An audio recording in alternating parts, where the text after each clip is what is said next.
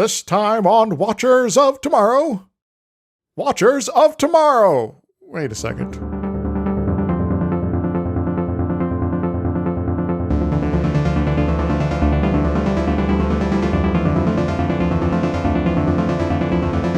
Hello everyone, welcome to Watchers of Tomorrow, the sci-fi review and critique show that seems weirdly familiar. My name's Gepwin. I'm joined as always, by my friend and co-host, Dr. Isix. Hi, and hello, and hi. And we're there. This is the last episode of Season 2. Oh no, that means we're out of Star Trek, aren't we? Yes, completely. That's it. That's all. That was all they ever did. Yeah, well, I guess this might be a good time to recap what we've experienced so far then, right? Yeah. It seems like a good time to remind everyone what's going on, or possibly just save some money because we spent too much on Borg outfits. Well, you know, we gotta have priorities, right? Yeah.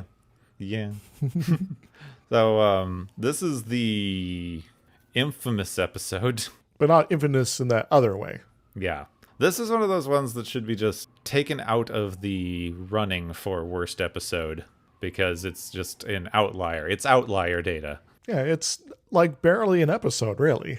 It's more of an episode than I expected it to be, interestingly. I mean, there is technically a plot, but, you know. Yeah, until this week, when we actually went through to watch and write everything, this was the single episode of Star Trek I had never seen. So you were completely unaware about what you're going to be encountering. Yeah, my mom, being the Star Trek fan who introduced me to these things, was just like, no, this is not worth watching. We're just going to skip it anytime we watch the series. If it's on TV, we're going to watch something else. So, would you say your mom was right or wrong on that front? I'm fairly right. I think what surprises me, if they had bothered to direct the rest of the episode well, or given them any amount of better writing, it actually wouldn't have been that bad. Yeah, it would have been mediocre. Yeah. But enough of the episode is new stuff that they could have made it way better than it was. Indeed. But, you know, they're all just kind of phoning it in, and they don't got money for much other than a kind of pretty good jungle set, really. But, you know, other than that, Will Wheaton and Michael Dorn don't even show up except, in a certain capacity. Yeah. Which I was curious about. I was expecting them to only have a certain number of actors, even in the other stuff, because as I understand SAG rules, even if you use a pre-recorded bit of someone in an episode, you still owe them money. Yeah, but maybe it's less money. Yeah, I think it is less. So anyway, this is the Shades of Grey, written by Maurice Hurley, who was the head writer and showrunner. Just did all of the filler things. Yes. we know him. It's sort of I guess I'm going to write this, I suppose. And guest starring Cole Meany for some reason. Holy smokes! Cole Meany? Why? Why rope him into this? Well, with Michael Dorn and Will Wheaton not showing up this week, they needed someone to run the transporters. Yeah. And that's the only thing I can think is, because he's technically a guest star, do they not owe him as much money? Yeah, I believe there is different pay ranges on these things here. And, I guess there's also technically a whole lot of other guest stars, but, it's even, more complicated there. Yeah. Because everyone knows this, basically. Anyone who's not familiar, we've been dancing around it, but it's not like it's going to be a big reveal. This is Star Trek's clip show. Spoilers! This is the only clip show they did. They did it because they ran out of money for this season, because Elementary, My Dear Data, and Q Who were too expensive. And there's also some writer's strike stuff kind of percolating around, and they're like, we need something cheap and fast, and also we're going to record everything in half the time. So, yeah. So we get half an episode, and everything else is clips. Show clips.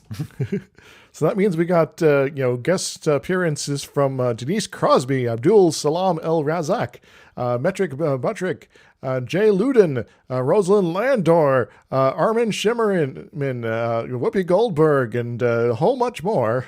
Yeah. Yeah. Yeah, they really did their best. Yes. They are doing better acting than anyone else in this episode because I can only imagine it's because they phoned in the direction and everyone knew it was going to be bad. Yes. So it's like, yeah, you just kind of show up and But like no one is acting well. Picard's just like, I'm here. I'm going to ask you a question now, and it's going to lead to one plot thing, and then the second time I ask it, it won't. Yeah. Okay, I'm here. Bye.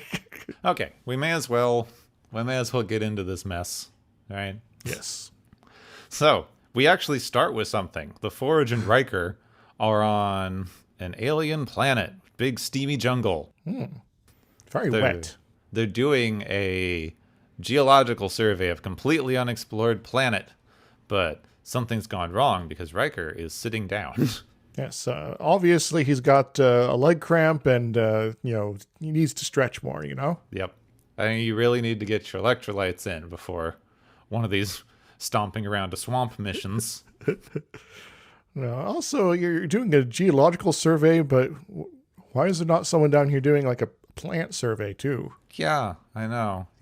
And why the rocks are bigger? You'd think you could do more of that from orbit. Yeah. Or maybe you could go somewhere where you don't have to deal with a jungle. So Riker, it turns out, has stabbed his leg on something, and it feels a little off. As per regulations, Geordi needs them to beam up to get it checked out because they're on a completely new world. They have no idea what anything is. And in fact, the biofilter on the transporter does pick up some unidentified microbes that, in fact, can't be filtered out of the transporter. So they don't even know if they can bring them up to the ship or not. Well, I guess we're going to have to lop off his leg and come back for it later. So Pulaski decides that she needs to beam down to take a look for herself. She hates the transporter. Been well established that Star Trek doctors don't trust transporters. We know what it really does to you, man. Even though they use them for medicine, not infrequently. Yes. I'm still remember from Voyager, the fetal transport. It's like, oh, you're having complications with this birthing process? Well, we'll just pull the baby out there and hope it doesn't turn to goo accidentally. Yeah. Yeah. I mean, it's better than a C-section. Oh, Sounds great to me. yes. The goo thing is a little bit of a weird side effect, but, as far as, actual dealing with, complicated pregnancy, it's actually a pretty good idea. So O'Brien teases Pulaski about the transporter for a little while. And this is, in fact, the last episode Pulaski's going to show up in. So they get to have a little bit of fun with her because this, as far as I can remember, is basically the only time she and O'Brien have interacted. I guess they got to make the best use of it possible, which I guess leads to awkward jokes about, not appreciating transporters or transporter chiefs. I mean, they would hate each other because she hates transporters, and his entire life is transporters. Because he's the only character that does transporters. So I know it hasn't really been established yet, but O'Brien's very bad day episodes does become a thing in DS9 for sure. It would have been kind of funny if one of them involved Pulaski popping back up and being the cause of one of those. Getting my revenge. Yeah, she's one of the only characters that doesn't get constant continuing shout-outs in the rest of the series. Like, everyone just forgets about her. She's just gone. Well, maybe she ended up living a very boring life after all of this, or maybe the reason she actually left is one of those, we don't want to talk about it sort of things. Yeah, somebody figured out that she actually was that blind woman from original series, and she just was like, well, screw this, I'm going off to live with the Medusans. Waha! Laters, folks. So Pulaski finally beams down, apparently suffers no ill effects from transporting, and is fine. Scans Riker's leg a teeny bit, goes, okay, yep, we do need to get you up to the ship. Beam you up to the ship. Oh, okay. I guess there's not any worries about contamination of the ship from this potentially deadly infection. Let's go. I do think it's interesting because it really highlights the the way that people always complain that TV shows are doing things really inaccurately for how a situation should be handled. This is them doing a accurate representation of how something should be handled. Completely unknown pathogen, send the expert down to check it out, go, actually, no, it's not really a threat, and we do need to override our safety protocols to get you on board. Makes perfect sense. Probably a good way to handle that situation. Boring as hell. Yes. Led to two completely pointless scenes. But hey, she got to hang out with O'Brien once, so and they got to make more use of the jungle scene. Yeah, I mean that's the one thing they paid for. We're going to this damn jungle. So Riker is stuck in sickbay now because he has an organism. It's not a bacteria and it's not a virus. It's a secret third thing. As they are wont to do. They said it has elements of both, which doesn't make any sense at all, even a little bit. So it's like a bacteria that injects its DNA into cells but doesn't eat them, or what? Yeah, I hate it. Stop doing biology. Biology is too complicated. You can make up engineering, and everyone goes like, "Well, fine, maybe they'll invent weird ass engineering." Biology has other rules. Yes. Or maybe it's like a prion, but they don't want to introduce that word into people's vocabulary yet. Yeah, but that doesn't have virus or bacteria things. It's its own thing. Get point. If we don't have it able to be compared to something, we're just completely losing the audience. So we have to make up something now. Why did they even make it anything? It doesn't even. It's a fungus, if anything. Because it doesn't operate like a bacteria or a virus. But we find out later what it's supposed to be attached to, and that makes even less sense. Yeah. So this alien fungus, I've now decided it's a fungus, is fusing with Riker's nervous system, which is why they can't filter it out, because taking it out would just destroy his nervous system, which you kind of need. Yes. Though I guess if it was still contained to his leg at this point, you could technically sort of do something like that, but you would have to rebuild his nervous system in his legs. They're a little bit unclear. They use it as a joke in Lower Decks pretty often that they can just regrow a limb and pop it back on.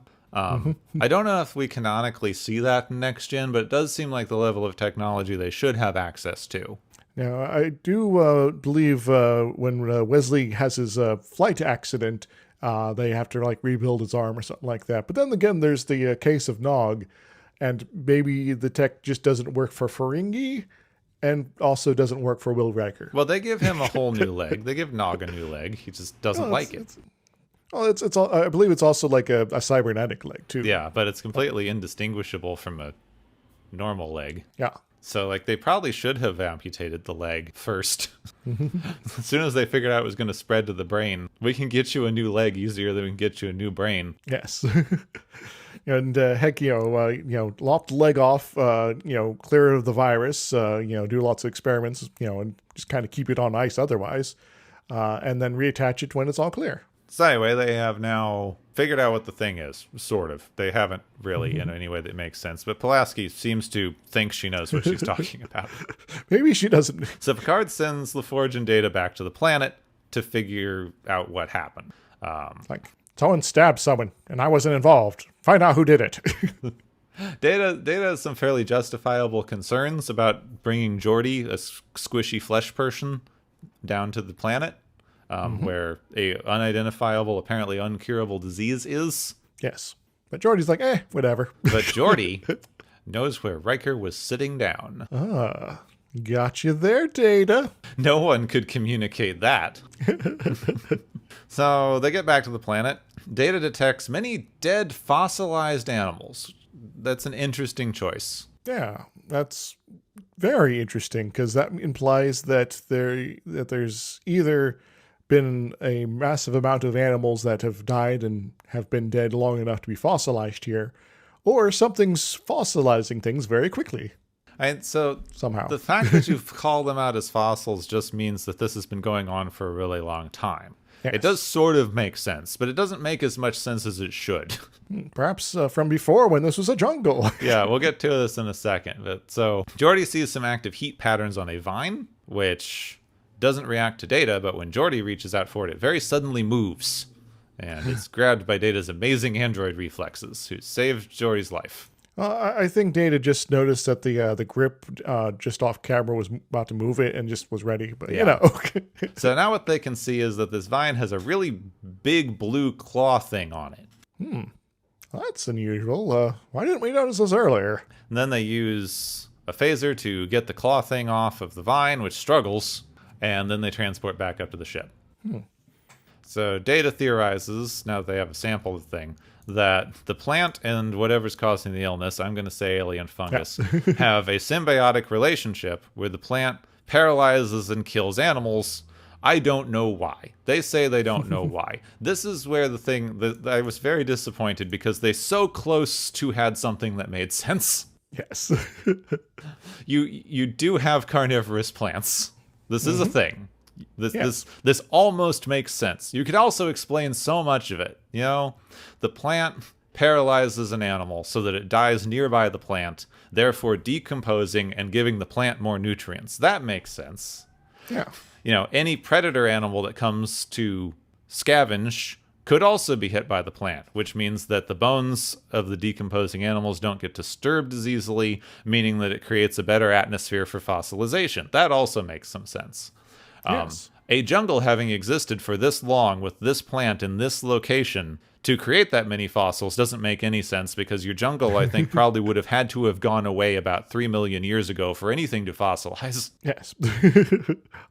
So maybe there's some sort of geological process here that causes... I don't know. Now, mummify. Moving on.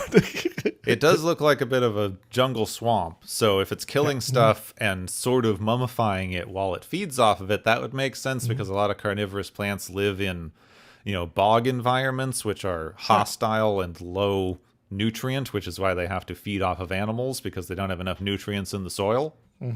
But they don't say they don't seem to understand carnivorous plants exist. They're just like, it's doing this for a reason. I don't know. Maybe in that century, all carnivorous plants that aren't able to say hello to you have been exterminated for some reason. Yeah, they have full-on sentient plants that talk. Like, this is not... Anyway. It's like, oh, a weird plant? Who would have thunk? So anyway, basically, the practical upshot of all of this was everything that they just did was useless, because it didn't help Pulaski do anything at all. Yes. It's like, all right, well, we got a sample, and, I can look at it, but looking at it doesn't really help me at all. Yeah. She goes, well, I found the thing. And they go, oh, but you don't have a way to kill it? It's like, oh, I have a way to kill it. You kill him. That would kill it right quick. So the epideme solution, got it. So Riker's having a great time, though. He's joking around with the staff. He's keeping the doctors entertained. Troy sees that he's actually scared. Oh, my God. Yeah. But he goes, I can die with some dignity. Plus, I'm not dead yet. Well, you're unconscious for the rest I know, of the I just episode. love it. It's like, there's no reason to give up. Ugh. Well, all right. He doesn't have the ability to tell me not to give up anymore, so I'm going to give up. Yeah. Bye. So the infection has reached the brain. Brain? What is brain? So they only have one thing that they can do, obviously. They need to plug needles into his head and force the neurons to remain active so that they can slow down the infection. Obviously. That's what you do with brain infections. Yes. Obviously. Plus, we have this prop we haven't properly used it yet. This has the particular side effect of making Riker relive his memories. And to make matters even worse, the transporter messes up and Riker materializes all alone. People ask me, Van Velding, what's your favorite Star Trek? They don't. Actually, no one asks me that, and I don't talk to Star Trek fans. Considering ranking Star Treks, one should bring into account a combination of story quality and Star Trekness. Just considering Star Trekness would validate a screed by Gene Roddenberry or Gene Roddenberry's lawyer, and story quality alone is just ranking things that are good. So, just to have a definitive Van Velding's favorite Star Treks ranked, here it is, one time only, never fucking again. Number 1, Star Trek The Next Generation. It's aging a bit, but it is a solid fucking show. that had good stories, solid characterization, and obviously it's hard to get more Star Trek than one of the foundational Star Trek series. Number 2, Star Trek DS9. Great story, pretty Trek, and it does narrowly beat out number 3, Star Trek. It just barely loses to DS9, and most of the points it loses are for its age. The effects don't matter. The acting is of its time, but still effective. It is glacially paced. Unquestionably Star Trek. The story quality is hit or miss. People call it campy. I think it just goes with big ideas, and it doesn't get self-conscious about that. It's not a Marvel movie that has to undercut itself every 5 minutes because it's committing too hard to the bit. Number 4, Star Trek Lower Decks. I mean, yes, it loses points for being a Star Trek where everyone has watched Star Trek before, but I don't care. Fucking Persian flaw. Number 5, Star Trek Voyager. I give it shit, but it's got some gems. Number 6, Galaxy Quest. Yes, it is just fandom jerk-off, but it knows story structure, it knows the ideas, and it's meta in a way that it pats its fans on the back in the way that any actual Star Trek patting Star Trek fans on the back would feel a little gratuitous. Number 7, Star Trek Discovery. This is the first of the Star Treks that I have not watched all of. It seems okay. It mostly gets by on Jet Reno. Number 8, The Orville. I have not seen season 3, but it barely loses to Discovery just because everyone on that show drinks so much. It is good, but painfully unimaginative. Number 9, Star Trek The Animated Series. Yeah, there is a floor on this thing. Star Trek number 10, Prodigy. I have only seen one episode of Prodigy. And it was the one with the embarrassing audio engineering. I mean, what the hell, people? Like, this is supposed to bring in people like me, and you just half-ass it entirely. Number 11, the Kelvinverse, aka Star Trek 11 through 13, aka Star Trek the Star Trek, aka the ones with Chris Pine. It only breaks the top 20 on the strength of Carl Urban. Number 12, Babylon 5. It is high melodrama, but it gets that we're all alone out here, you know? So it's working, basically. It's making them a little better, but the memory pulse, whatever the hex they're doing, are too irregular. So they make them better with technobabble so that you get even more memories. He also meets up with Data, where they talk about his mechanical nature and how he's basically wants to be human, Pinocchio stuff, etc. Number 19. I know everybody says Empire Strikes Back is the best one, but A New Hope is the better film with a better story. I think a franchise should be a series of good stories, and that's what A New Hope is. Number 20, I.N.M. Banks' Culture Series. It really gets what it means to be a benevolent post-scarcity society. It's realistic without being cynical, and it understands the petty emotions that underpin humans and societies while still dealing out high-concept science fiction. Number 21, very short treks are a lot of fun, but they really fumbled on the execution. Like, there's no way Season 3 Riker would be put off by some boogers. Do you know this man? He is game for anything, man. He gets in there, elbow deep, no questions asked. Number 22. Now, Space Above and Beyond doesn't strike you as a Trek-like series, but it really gets the concepts of teamwork and brotherhood that are an effective underpinning of the franchise. Now, Wesley seeks advice from the crew about how to talk to women. And Riker demonstrates flirting with Guinan until Wesley's told to just go away. One of the things that makes the Star Trek franchise and Star Trek fandom stand out to me among major science fiction franchises is just how successful it is at being both inspiringly serious and refreshingly silly. I don't know of other science fiction franchises that can accommodate the simultaneous existence of something like The Measure of a Man and Troubles with Tribbles. There is plenty of science fiction that can be inspiring, somber, serious, and intellectual, and there is plenty of science fiction that can be fun-loving and goofy, but I can't think of any franchise that has been able to successfully Heisenberg compensate its way into both of these tonal extremes existing simultaneously in the same universe. Riker then goes to Troy. They have a very confused cry because he's leaving, maybe. And also, they still have no idea how to write this relationship. Number 53. Dune is not very Trek, but the story is rock solid, and it does ask the sort of piercing moral questions we expect from Star Trek about religion, technology, and our own humanity. Number 54, Zootopia actually imagines a diverse world and commits to that world despite its challenges because the strengths are worth it. I don't want to throw up the Vulcan salute and say idic over a movie with a CGI rabbit cop, but maybe sometimes we will all be bunnies. Troy's been keeping a running tally of Riker's emotions, I guess, so that we know how to interpret what's happening. Kind of the most hilarious thing I find is that the emotions don't seem to match up at all with what we've been seeing, even a little. It's like, oh, there's some happiness here, and that's good, I guess. They have a clip of him crying, both of them crying because he has to leave the ship. Mm-hmm. And there's like, so happy and warm. Well, maybe Riker was happy that he was giving Troy a hug, and he wasn't actually going to leave, so he was just sort of letting her on in order to get a hug. He's feeling manipulative today. And that makes him happy, I guess. But that's working, and they need to get even more memories out of the poor skull. Number 107, Die Hard is quintessentially a story about values. It is a conservative film.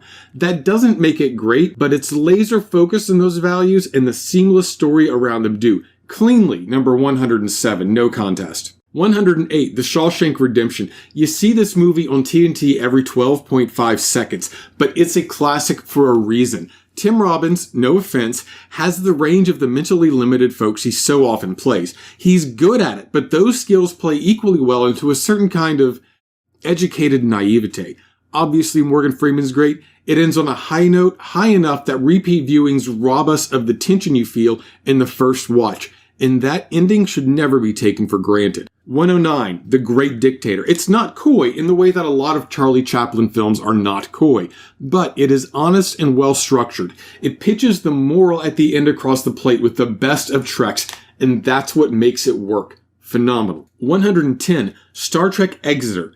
A fine attempt at a fan film. You can't really blame them for trying. Number 111, The Silence of the Lambs. What can I say? It kept me engaged for every second. And you kind of have to like Hannibal Lecter. The man has charisma, and you realize the nuance of that appeal to the character, and you have to sit that on the shelf beside he is a bad person. So many shows really fail to get that dichotomy across these days. So inside one of the Edo, sex rooms. Okay, so I know bookstores, or more so bookshelves, have gotten to this weird point, or maybe never left from when the genres emerged, where sci-fi and fantasy share space almost all the time, even though the only thing linking the genres is post-fact nerd aesthetic, which is, to be clear, weird on its own. But it's very funny to me that the only book I can think of which benefits fully from this blurred perception is Dune. But then people can't really agree on a genre anyway. For one thing, I know some people think being involved in space makes it a sci-fi by design, but that feels like a drawn-out perversion of what the genre meant. I mean, it'd be kinda awkward if Jules Verne didn't count, right? But anyway, Dune. With Dune, I can't tell if it's just the hard sci-fi gatekeepers, or the honest, but where's the science crowd, or the fact that the premise is as medieval as you can get except with lasers and nuclear weapons and planets. One time I proposed the Sci-Fi Fantasy Book Club begin every meeting with the question, which one is Dune? Mostly because I think it's an annoying question, but also on another level I think it genuinely helps deconstruct the point of genre, especially when the book club is leaning in on the arbitrary combination thing. Neither genre is too niche to thrive at this point. They don't need to be bound together as a survival tactic. I mean, Game of Thrones took over television for like half a decade. Anyway, I guess my point is that Dune has some space nonsense in it, but then there aren't aliens, and precog is magical and spiritual, but also there's nuclear weapons. But really, the reason we know it's not fantasy is very, very obviously that there's no sexy elves. He calls up a bar because he wants to play some jazz, so it's an old-timey jazz bar. There's a pretty lady.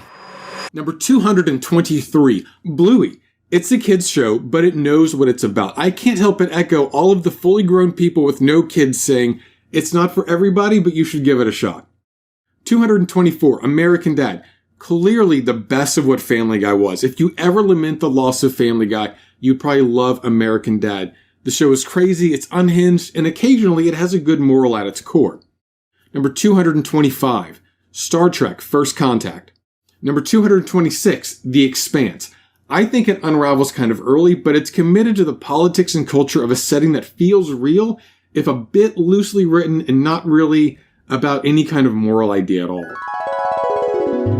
Troy now thinks that Riker's getting a bit feisty, He's enjoying himself a bit much. Excellent. Yes. But still, they need more. More.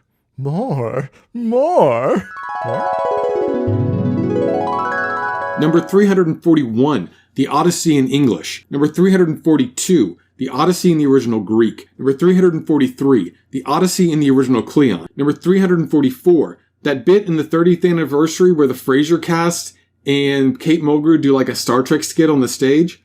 It's on YouTube. Number 345, The Odyssey in Tagalong. Speaking of private time, Riker's getting more infatuated with Minuet and the holodeck. They dance, they talk, probably kissing and stuff. So I don't have much of a relationship with Star Trek and sci-fi in general, actually, which is weird because both my parents were they're not dead, huge sci-fi nerds, and the Sci-Fi Channel was always on when I was home. But my favorite Star Trek story, and excuse me if I'm a little bit of a basic bitch for this because I know everybody knows this, is the story about how William Shatner in the original series sabotaged the. So there was this scene in an episode where his character, William Shatner's character, was meant to Captain Kirk was meant to kiss Nichelle Nichols' character Uhura, and NBC executives came back and were like, a mixed race kiss is not going to play in the Deep South. So can you shoot two different versions of the scene? I think was their compromise. You can shoot the scene with a kiss, but you also need to give us some versions of the shot where they don't kiss in case we need to cut it in for the deep shot. And I guess the Deep South, not shot. And I guess fucking they would have final say on what goes into the into the episode. And Shatner intentionally sabotaged all of the sequences that they shot that were supposed to be without the kiss, so that they had to show the mixed race kiss on TV in 1968. And I think that's so cool. That's so dope. What a responsible use of your platform. Stick it to the man. Fuck yeah, William Shatner. So the team interrupts Ben and Riker to report they were having some fade to black times. Number 478, Love Island, but really only the season with Elias Chigros. The man is just attractive. I am not a complicated person. Number 479, Jack Chick Tracks. Despite being based in a hateful perversion of the good things about Christianity and filled with ridiculous strawman caricatures of atheists, gays, just anyone that hardcore psychotic Baptists, also known as Republican members of the House, don't like. The insane stories, adherence to their own ignorant principles of bigotry, and consistent art mark this as number 479. Brenda asks if he knows where she can wash her feet, by which she means let's go to your quarters and fuck. So they do that. 480. Short treks. They generally seem to be filled with miserable people written lazily, like a webcomic that just wasn't popular enough to get posted. Do people still get jokes about the bar for creating webcomics being very, very low? Do people still get that? So Pulaski sees that good memories are making the infection go faster, so maybe we should try bad memories. Number 650, Un Chien Andalou. Number 651, Sodom and Gomorrah, The Last 7 Days. Number 652, Star Trek The Next Generation, a XXX porn parody. Number 653, It's Pat the Movie. Number 654, Eraserhead. Yar gets annoyed with this and starts to just walk to the shuttle, but Armus hits her with an energy bolt that sends her flying. They shoot Armus, it doesn't do anything, he just absorbs it. Crusher gets to Yar and confirms that she is dead. Number 995, Mein Kampf but thrown through a wood chipper. Number 996, Atlas shrugged but thrown through a wood chipper. Number 997, Twitter, printed out and then thrown through a wood chipper. Number 998, a learning language model trying to do an impression of Donald Trump with the confidence of Jim Cramer. Number 999, Star Trek Insurrection.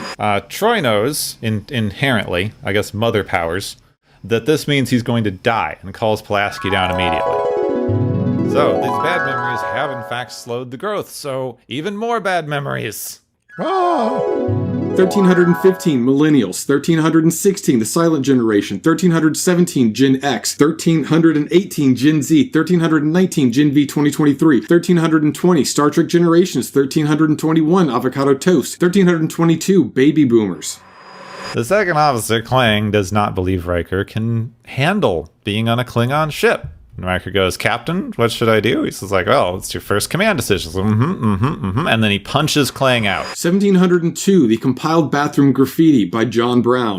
1703, Indecipherable Mesopotamian Pottery, undated. 1704, The Max Headroom Incident. 1705, The Stage 9 Interlopers. 1706, that Star Trek film Seth MacFarlane made in his garage as a kid. It is genuinely adorable. 1707, The Zapruder film. Riker finds Quinn in his quarters to question about stuff. He's like, hey, what's in that briefcase? And Quinn says, oh, we found a superior form of life, and then suddenly just attacks him, jumps Riker. It's working, but still not enough, and Riker might be too weak to handle it, but there's nothing else to do, because he's going to die in a minute, so even more jumble of memories. Oh. And they go so far as to threaten to kill Riker with his electric powers. 2263, My Search History. 2264, Magnetic Fridge Poacher Warehouse Rent Asunder by a Tornado. They start to help him down, but then 3 Ferengi arrive, and they pull out energy whips that stun the entire away team. 2265, My Brother and I mashing Star Trek, Ghostbuster, Ninja Turtles, and G.I. Joe action figures together as kids. Troy pities Armus, and they get angry and run off to absorb Commander Riker. 2266, Skyrim environmental storytelling after an unrelenting force shout. 2267, Starfield. Picard and Riker begin retaking the ship.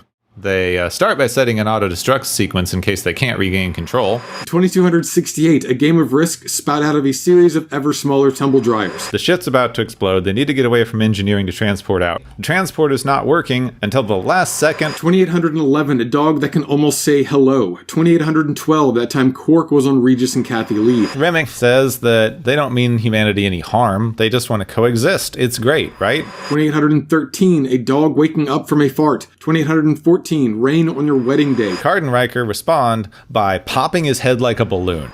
2815, social media posts which say, watch until the end. Hello, everyone. My name is Gepwin, and I am joined here by my friend Dr. Isix. Hi. 2816, a fart that wakes up a dog. 2817, Star Trek Nemesis. They keep shooting until his chest cavity explodes.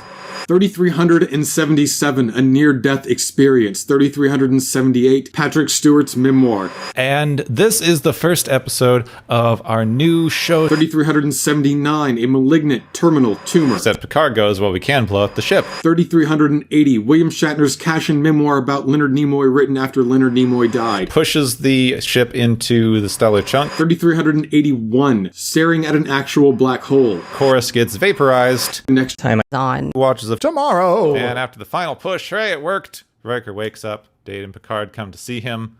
Pulaski's afraid that it might have given him memory problems, but no, he's fine because he remembers that he's Captain Picard. Excellent. Wait. Well, I guess he can at least get a promotion out of this. Yeah, and Picard and Admiral Data were worried about him, but Data's pretty sure Picard doesn't have the authority to promote him to Admiral. Well, thankfully, it's not Picard that's promoted him. He's the guy on the slab there. The guy next to him is obviously the Grand President of the Federation, you know? Yeah. Yeah. Some other Commodore, something Admiral. I don't know who promotes someone to Admiral. You know, I guess there's like a Supreme Commander somewhere, but, you know. Yeah, but you never hear about them. Maybe the Federation Council has to, do the top-level admirals, and then the top-level admirals can promote lower-level admirals. And that's it. This is a jumble of things and stuff. Yes, things that happened in a Star Trek episode, and then other things that happened in a different Star Trek episode. Yeah, and in all honesty, this is a weird episode. You've just heard it. It's weird. I don't think we really are going to be able to discuss much than we've already input. Yeah. I've already said I like the set there. That's kind of all I could say about this one. I complained about carnivorous plants. Yeah, we've talked about memories before. They didn't even say engrams, which is the thing I usually get to complain about when they deal with memories. So, well, I guess Gepwin, do you have any interesting memories to think back on in our time podcasting for the last few years? I could, but I'm not going to go back through things to find clips. All right. I'm too lazy for that. Fair enough. Yeah. So, I don't really got anything either. So, yeah. So it's probably just time for the Galaxy's favorite game show.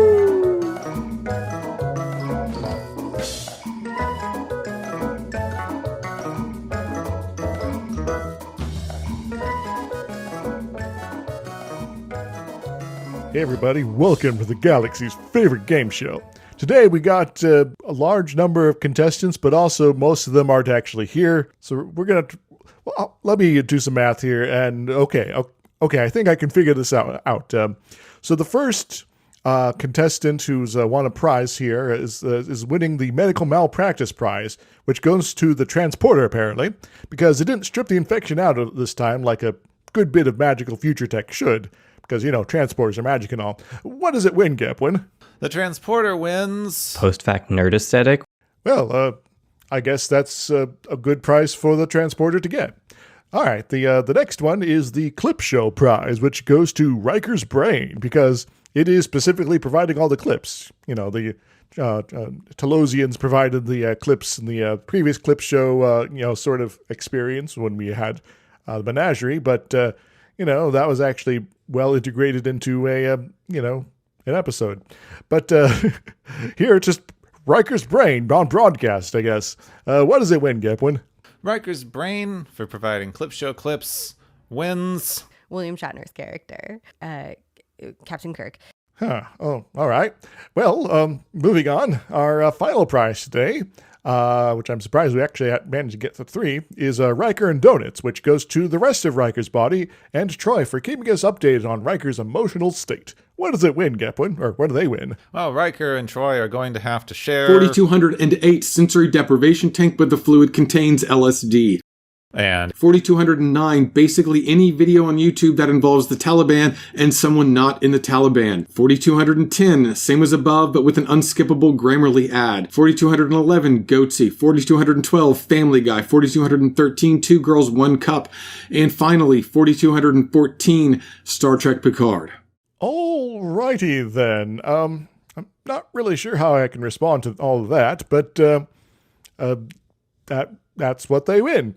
Anyway, feel free to take us away, Gepwin, before I get even more confused by what's going on. yes, thank you, everyone, for this thing that we call the Galaxy's favorite game show.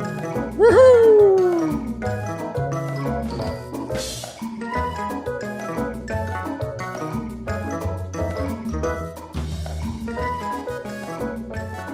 All right, that's the season. Yeah. Yep. Or is it, Gepwin? Dun dun dun. Yeah, it is. Yeah. We do have more season. Everyone knows that we have more season. I don't think we fooled anyone. But we've only had 22 episodes of Star Trek The Next Generation so far in this season. Yeah. There should be like at least 4 more, right? You'd think. But no, they don't know. Well, yeah, we've got season 3. We're of course going to have actually probably a holiday break. I think it lined up. Huh.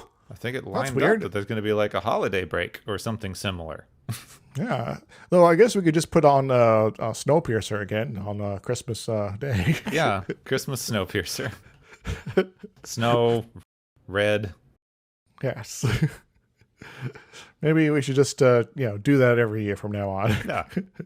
We do have our tradition. We'll have our little break between seasons, but you all are going to get to look forward to our movie episode that we kind of skipped, so we could do this. So we have guest stars. We always have guest stars, and this one's going to be new and special. Who'd you get? Who'd you rope into? Who did you rope into this? So I got a lot of random friends from across the world and throughout time and space because that's how I roll. And one of my friends who goes by the name Max, because that's his actual name, he's a rocket scientist.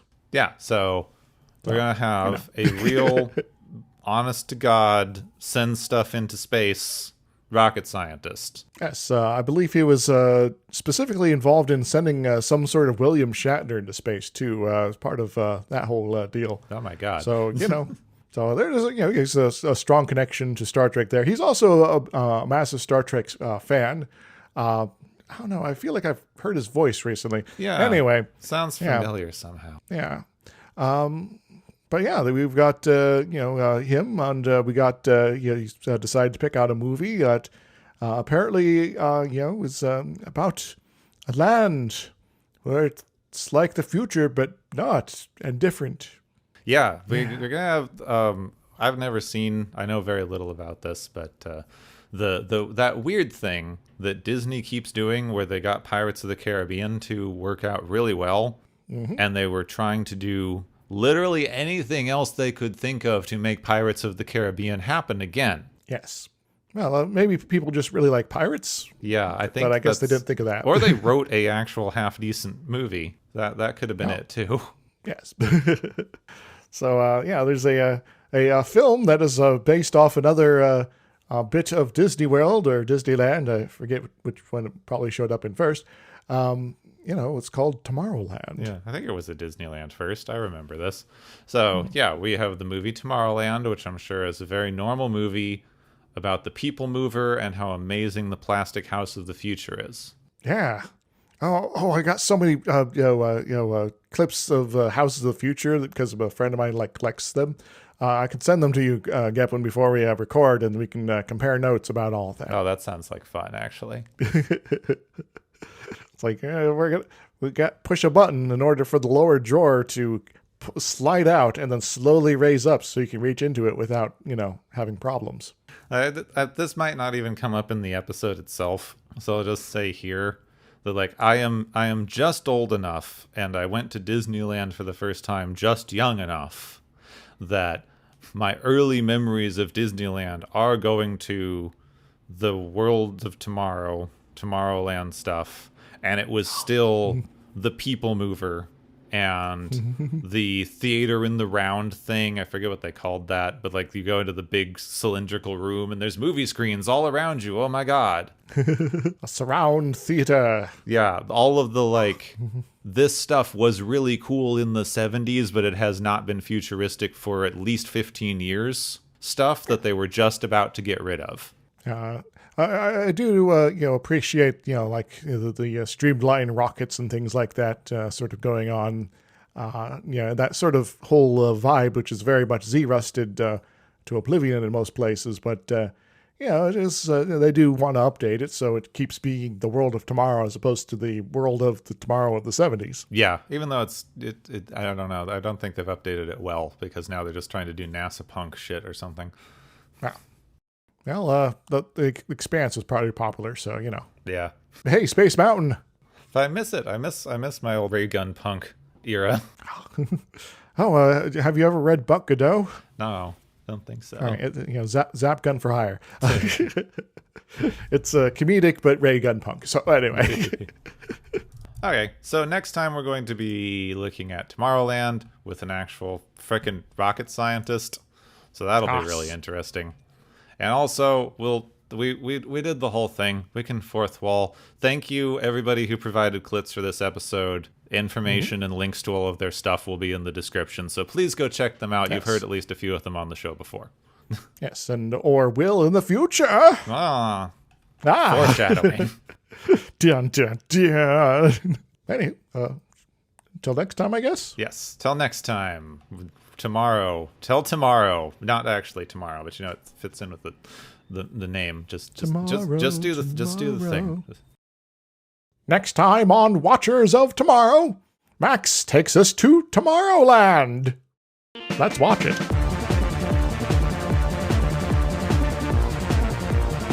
You have been listening to Watchers of Tomorrow, a podcast on science fiction media. Find and follow Watchers of Tomorrow on Podbean, YouTube, Spotify, iTunes, Google Play, Stitcher, Pocket Cast, Spreader, Digital Podcast, and perhaps many more to come. If you enjoy our podcast, make sure to subscribe for more. And where possible, make sure to rate your experience or leave us a review. You may find Gepwin on youtube.com/Gepwin and Twitter @Gepwin. You may find me, Dr. Isix, on youtube.com/Dr. Isix and Twitter @IsixLP. Music is Waveform and Mori's Principle, both by DRKRN.